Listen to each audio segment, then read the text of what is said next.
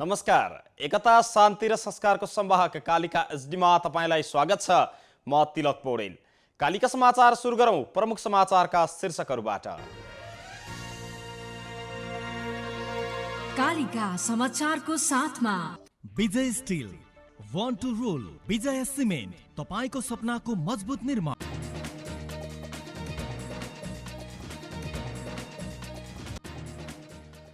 अध्यादेश फिर्ता नगरी थप एक कदम अगाडि बढ्ने नेकपा कार्यकारी अध्यक्ष प्रचण्डको भनाई। प्रधानमन्त्री ओलीले यसलाई नियन्त्रण नगरी ठूलो दुर्घटनामा फस्ने चेतावनी। तत्काल संसद अधिवेशन बोलाउन प्रतिपक्षी कांग्रेसको माग। सर्वसत्तावादी यात्रामा अगाडि बढेर संविधानमाथि खेलवाड नगर्न सुझाव। क्युबाका राष्ट्रपति मिगेलद्वारा अमेरिकी राष्ट्रपति निर्वाचित जो बाइडेनसँग वार्ताको प्रस्ताव। क्रान्ति र समाजवाद बाहेकका विषयमा खुलेर छलफल गर्न तयार रहेको स्पष्टोक्ति। र यस वर्षको FIFA the best award Polish forward लेवान्डोस्कीलाई।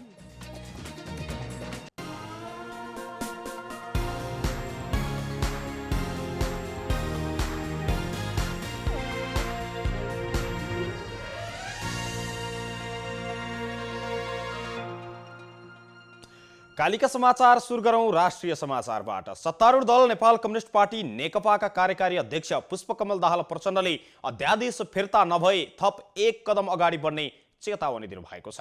Paris डाँडामा आफूपक्षका नेताहरूको भेलालाई सम्बोधन गर्दै अध्यक्ष प्रचण्डले अध्यादेश फिर्ता गर्ने सहमति शीर्ष तहमा भएर स्थायी कमिटीबाट निर्णय र निर्देशन भइसक्दा समेत ओलीले आलटाल गरिरहनुले गलत सन्देश गइरहेको पनि बताउनु भएको छ।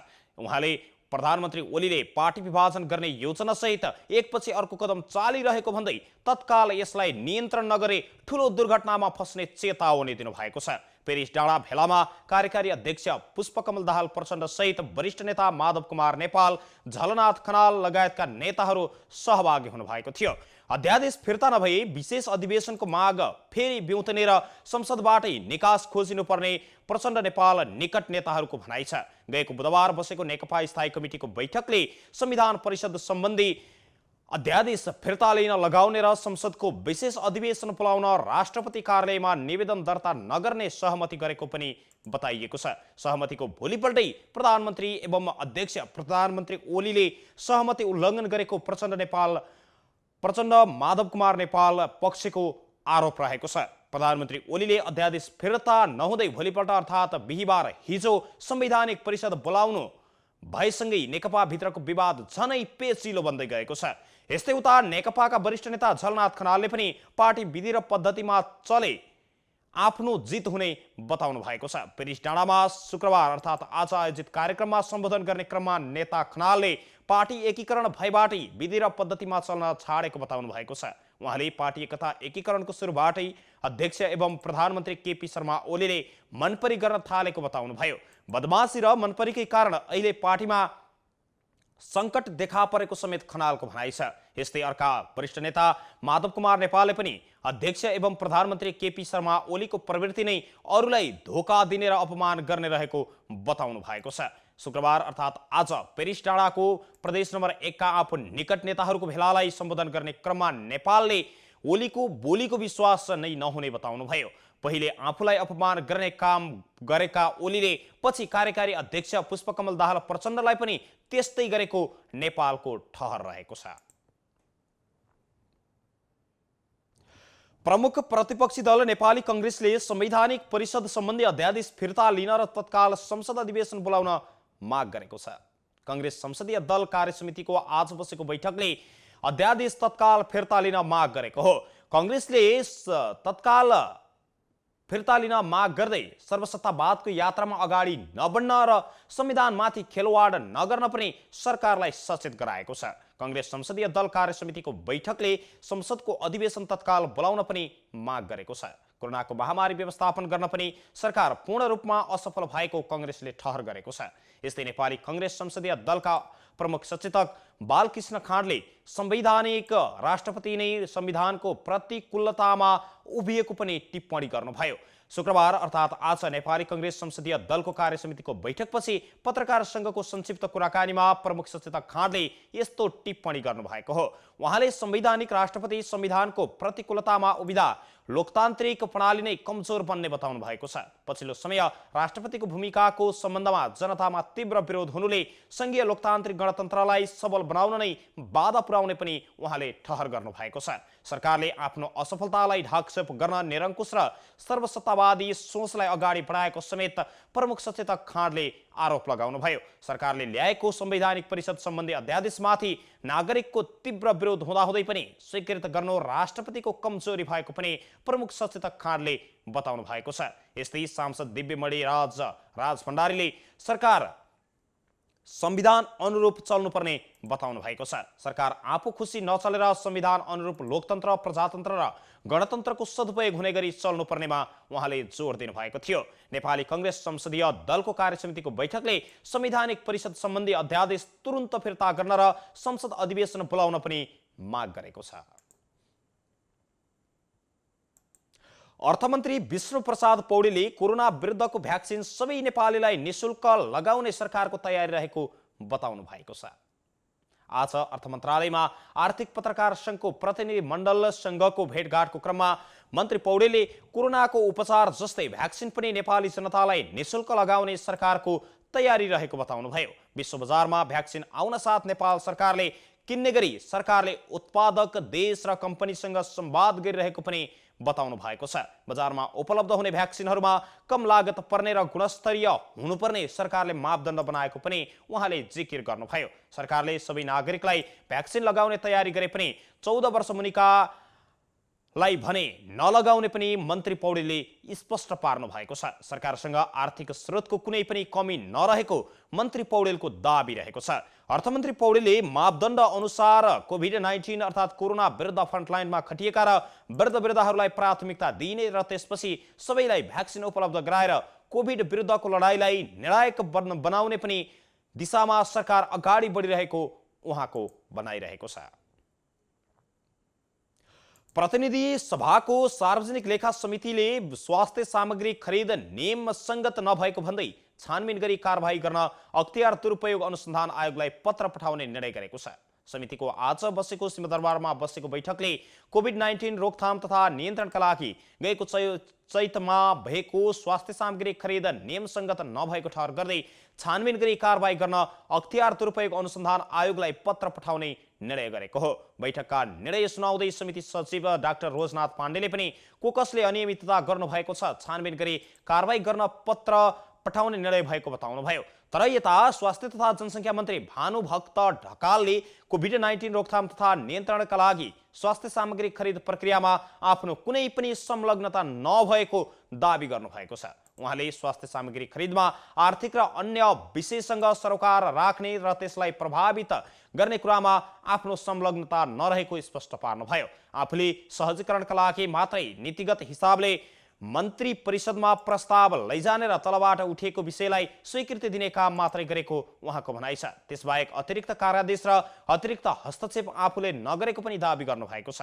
मन्त्री ढकालले गत चैत 9 गते मन्त्री परिषदको निर्णय भए अनुरूप र चैत 11 गते उच्च स्तरीय समन्वय समितिको बैठकले गरेको निर्णयलाई कार्यान्वयन गर्ने सम्बन्धमा 12 गते निर्णयहरू भएको बताउनुभयो। खरिदका लागि सम्झौता गर्ने, सम्झौता खारेज गर्ने र सबै अधिकार पूर्ण रूपमा महाप्रबन्धकको भएकाले पनि आफूसँग सम्बन्धित नरहेको बताउनु भएको छ।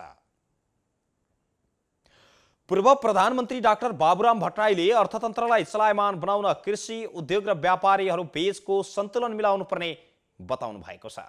संघीय संसद प्रतिनिधि सभा अन्तर्गतको अर्थ समितिको आज बसेको बैठकमा बोल्दै पूर्व प्रधानमन्त्री भट्टराईले राज्यले नै कृषि, उद्योग र व्यापार बीचको सन्तुलन मिलाउने काम गर्नुपर्ने बताउनु भएको हो। त्यसमा पनि पहिलो प्राथमिकता किसानले पाउनुपर्ने उहाँको भनाइ छ।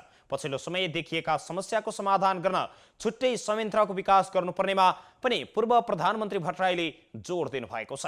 सरकार, निजी क्षेत्र र जनप्रतिनिधि सम्मिलित संयन्त्र निर्माण गरी सबै समस्याहरूको एकीकृत ढङ्गले छलफल गर्ने व्यवस्था मिलाउन पनि प्रस्ताव उहाँले गर्नुभयो।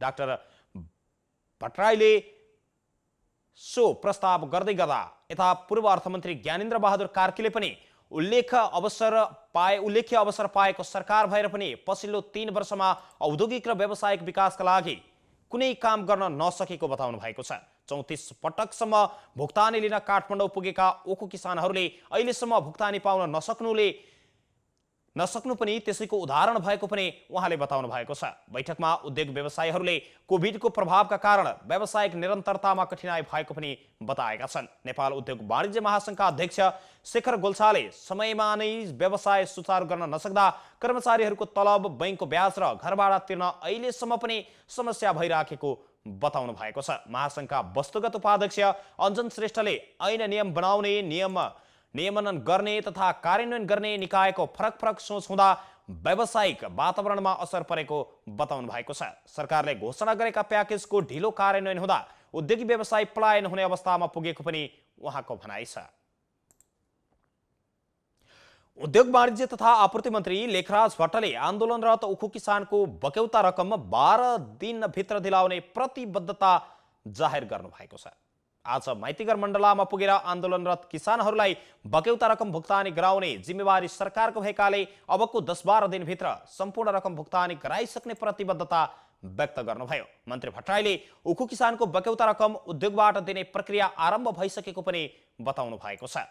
उखु किसानको आन्दोलनमा सहभागिता जनाउँदै नेपाली कांग्रेसका वरिष्ठ नेता रामचन्द्र पौडेलले पनि उखु किसानलाई रकम दिलाउने कर्तव्यबाट राज्य पन्छिन नहुने बताउनु भएको छ। सरकारको ठूलो संयन्त्र हुँदाहुँदै पनि उद्योगीहरू भागेर हिँडेको बताउँदै वरिष्ठ नेता पौडेलले आन्दोलनरत किसानको मागलाई सरकारले पूरा गर्नुपर्ने बताउनु भएको छ। सरकारले उखु किसानलाई बक्यौता रकम दिलाउन नसके नेपाली कांग्रेस पार्टी पनि उखु किसानको आन्दोलनमा समाहित हुने उहाँले बताउनुभयो। यस्तै तराईका विभिन्न जिल्लादेखि काठमाडौँमा आए उखु किसानहरू गत आइतबारदेखि आन्दोलनमा रहेका छन्। किसानहरूले करिब 90 करोड रुपैयाँ बक्यौता रकम चिनी उद्योगीहरूबाट लिन बाँकी रहेको छ। शहरी विकास मन्त्री कृष्ण गोपाल श्रेष्ठले काठमाडौँ स्थित चन्द्रागिरी नगरपालिका र कीर्तिपुर नगरपालिकाको विकास निर्माण सम्बन्धी परियोजनाको अवलोकन गर्नुभएको छ।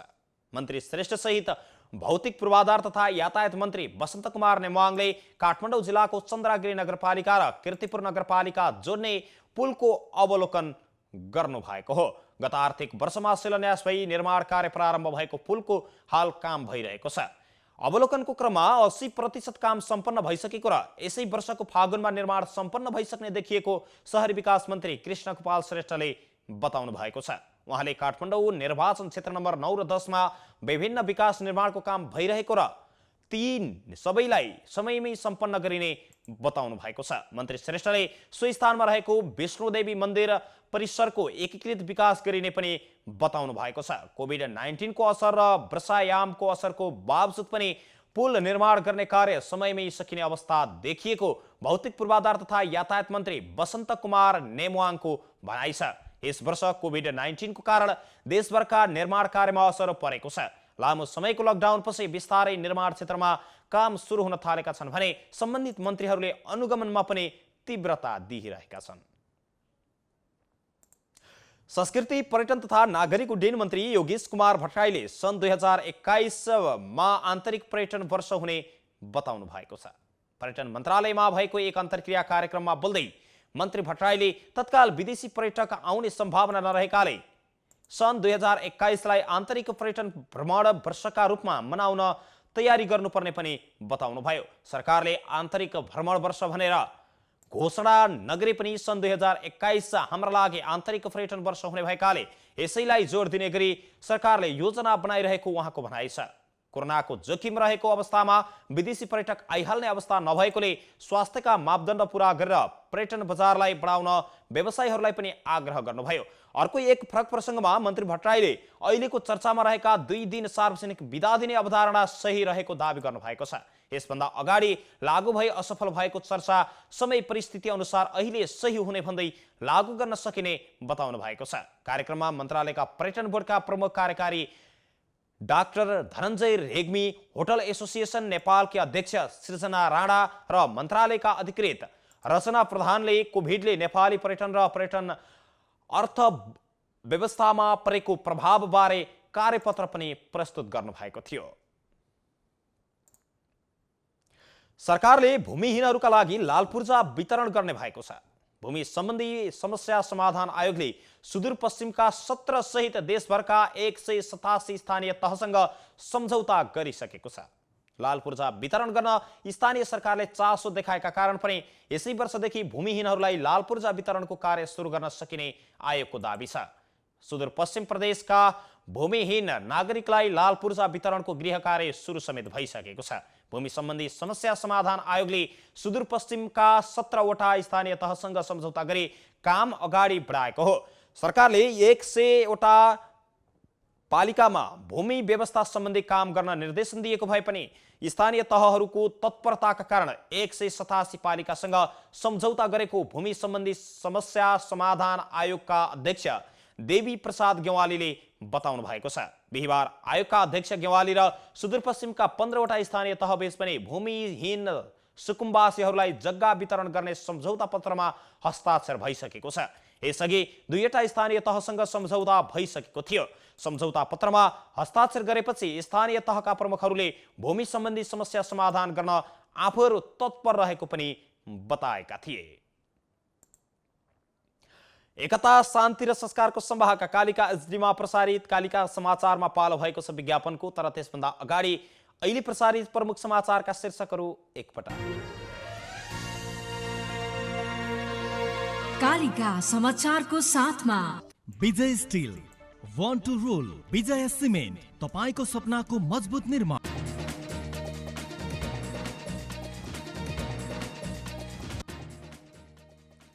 अध्यादेश फिर्ता नभए थप एक कदम अगाडि बढ्ने नेकपा अध्यक्ष प्रचण्डको भनाई। प्रधानमन्त्री ओलीले यसलाई नियन्त्रण नगरे ठूलो दुर्घटनामा फस्ने चेतावनी। तत्काल संसद अधिवेशन बोलाउन प्रमुख प्रतिपक्षी कांग्रेसको माग। सर्वसत्तावादको यात्रामा अगाडि बढेर संविधानमाथि खेलवाड नगर्न सुझाव। क्युबाका राष्ट्रपति मिगेलद्वारा अमेरिकी राष्ट्रपति निर्वाचित जो बाइडेनसँग वार्ताको प्रस्ताव। क्रान्ति र समाजवाद बाहेकका विषयमा खुलेर छलफल गर्न तयार रहेको स्पष्टोक्ति। र यस वर्षको FIFA the best award Polish forward लेवान्डोस्कीलाई।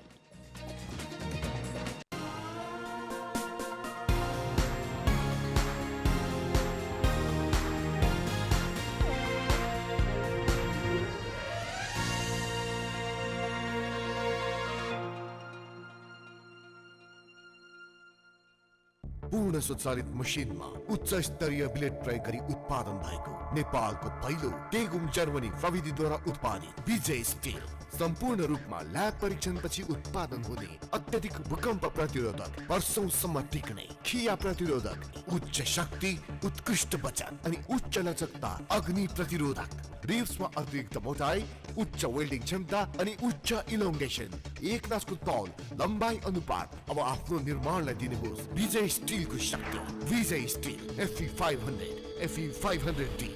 Vijay steel, born to rule.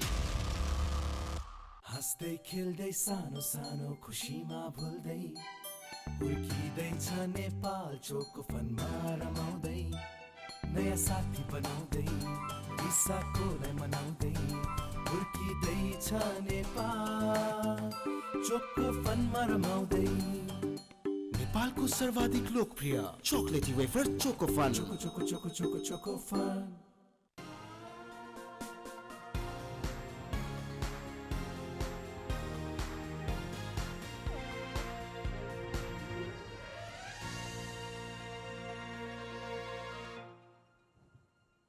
विज्ञापनपछि Kalika समाचारमा पुनः स्वागत छ। अब स्थानीय समाचार।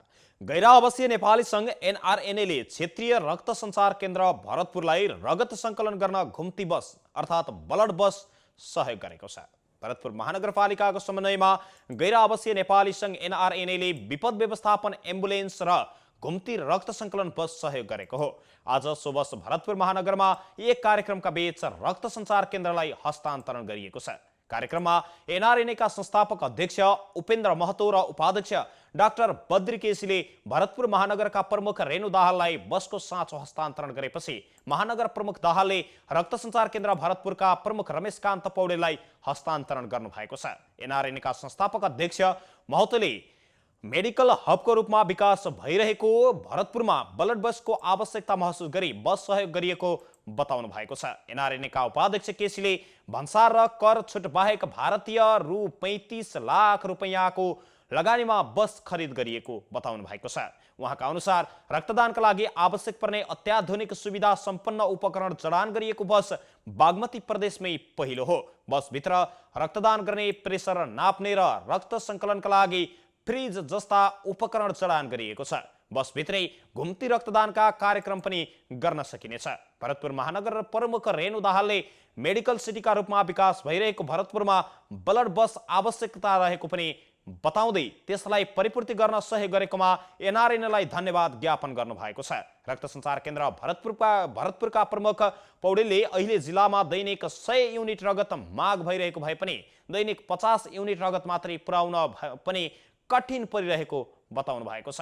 ब्लड बस सञ्चालनमा आएपछि माग अनुसार रगत पुर्याउन सक्ने आशामा आफूहरू रहेको उहाँको भनाइ छ। ब्लड बस सहयोग गरेर पुण्यको काम गरेको भन्दै उहाँले एनआरएनए प्रति आभार समेत प्रकट गर्नु भएको छ। कालिका समाचारमा अब अर्थ समाचार। आईएमई ग्रुपले विदेशमा कोरोनाबाट ज्यान गुमाएका मृतकका परिवारलाई आईएमई भरोसा कोषको रकम वितरण गरेको छ। शुक्रबार अर्थात् आज काठमाडौँमा आईएमई ग्रुपका अध्यक्ष समेत रहनुभएका उद्योग वाणिज्य महासंघका वरिष्ठ उपाध्यक्ष चन्द्रप्रसाद ढकाल र ग्रुपका प्रबन्ध निर्देशक हेमराज ढकालले संयुक्त रूपमा रकम वितरण सुरु गर्नुभएको हो। कामदारहरूको रूपमा विदेश पुगेका मृतकको परिवारलाई काठमाडौँमा उपलब्ध 7 परिवारलाई आईएमई भरोसा कोषको रकम हस्तान्तरण गरिएको छ। कोरोनाको कारण साउदी अरबमा मृत भएका 5 र बहराइन र कतारमा मृत भएका एक जनाको परिवारले आज प्रति परिवार 50,000 रुपैयाँको दरले सहयोग रकम पाएका छन्। चेक हस्तान्तरण गर्दै महासंघका वरिष्ठ उपाध्यक्ष ढकालले श्रमका लागि विदेश पुगेर उतै मृत्युवरण गरेका कामदारको परिवारका लागि र उनीहरूको पीडालाई थोरै भए पनि कम गर्न कोषले पहल गरेको बताउनु भएको छ। आईएमईले 2076 साल पुस 16 गतेदेखि 2077 असोज 30 गतेसम्म कोरोनाका कारण विदेशमा मृत भएका परिवारलाई आवेदन दिन आह्वान गरेको थियो। यस अवधिमा कुल 81 वटा आवेदन परेको थियो। आगामी पुस मसान्तभित्र सबै परिवारलाई सहयोग रकम हस्तान्तरण गरिसक्ने आईएमई ग्रुपले जनाएको छ। कालिका समाचारमा अब अन्तर्राष्ट्रिय समाचार।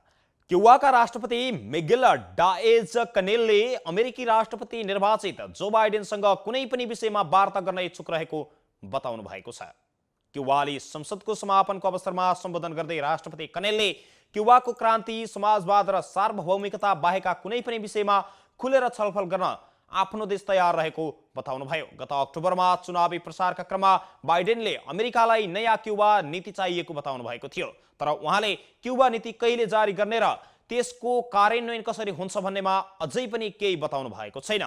बाइडेनले यसअघि नै राष्ट्रपति डोनाल्ड ट्रम्पले जारी गर्नुभएका विप्रेषण प्रवाह र क्युबाको भ्रमण सम्बन्धी नीतिहरू खारेज गर्ने बताइसक्नु भएको छ। गत नोभेम्बर 9 मा अमेरिकी राष्ट्रपति जो बाइडेन विजयी भएसँगै क्युबाका राष्ट्रपति कनेलले ट्विट गर्दै चुनाव मार्फत अमेरिकी जनताले परिवर्तन चाहेको बताउनु भएको थियो। उहाँले आफ्ना मुलुकका मतभिन्नतालाई सम्मान गर्दै रचनात्मक पक्षीय सम्बन्ध स्थापित हुने पनि विश्वास व्यक्त गर्नु भएको छ। कालिका समाचारमा अब खेल समाचार।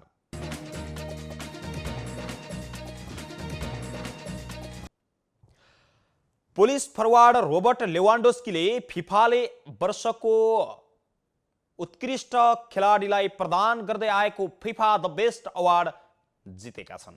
अवार्डका लागि मनोनयनमा परेका लियोनल मेस्सी र क्रिस्टियानो रोनाल्डोलाई पछि पार्दै लेवान्डोस्कीले उपाधि जितेका हुन्। अर्जेन्टिनी कप्तान मेस्सीले बार्सिलोनाका लागि कुनै पनि उपाधिहरू नजिते पनि उनको व्यक्तिगत प्रदर्शन भने तारिफयोग्य थियो। यस्तै पोर्चुगिज फरवार्ड रोनाल्डोले युभेन्टसलाई इटालियन लिगको उपाधि दिलाउन उनी लिगको मोस्ट भ्यालुएबल प्लेयर घोषित भएका थिए। पुलिस फरवार्ड लेवान्डोस्कीले भने बारेनका लागि निकै सफल वर्ष बिताए। उनकै गोलको आधारमा बारेनले खेलेका सबै प्रतियोगिता जितेको थियो भने लेवान्डोस्की सर्वाधिक गोलकर्ता समेत भएका थिए। महिलातर्फ खेलाडीमा इङ्ल्यान्डकी लुसी ब्रोन्जले द बेस्ट अवार्ड जितेकी छन्। डेनमार्क की पुर्नेल हार्डर र फ्रान्स की वेन्डी रेनार्ड शीर्ष 3 मा मनोनयनमा परेका थिए। महिलातर्फ प्रशिक्षकमा नेदरल्यान्डकी सारिता बिगमन र द बेस्टको उपाधि जित्न सफल रहेका छन्। उनले चेल्सीको एम्मा हेयस र लियोनलका जेम भासेरलाई मनोनयनमा पछि पारेकी हुन्। पुरुषतर्फको प्रशिक्षक द बेस्ट उपाधि लिभरपुलका योर्गेन क्लोपले जितेका छन्। लिड्स युनाइटेडका मार्सलो बिएल्सा र वारेनका हाल्स फ्लिक पनि शीर्ष 3 मा मनोनयनमा परेका थिए। त्यस्तै सहयोगको कारण नै स्वास्थ्य टोलीलाई पनि बचाउन सफल भएको बताइएको छ। एकता शान्ति र संस्कारको संवाहक कालिका एसडीमा प्रसारित कालिका समाचारको अन्त्यमा प्रमुख समाचारका शीर्षकहरू पुनः एकपटक। कालिका समाचारको साथमा Vijay steel, Want to Rule, Vijay cement, तपाईको सपनाको मजबुत निर्माण।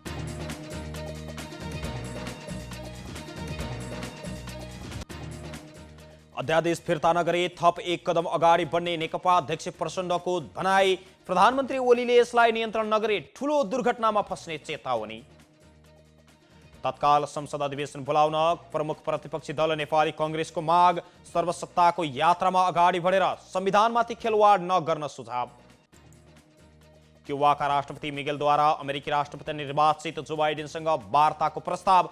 क्रान्ति र समाजवाद बाहेकका विषयमा खुलेर छलफल गर्न तयार रहेको स्पष्टोक्ति। र यस वर्षको FIFA the best award Polish forward लेवान्डोस्कीलाई।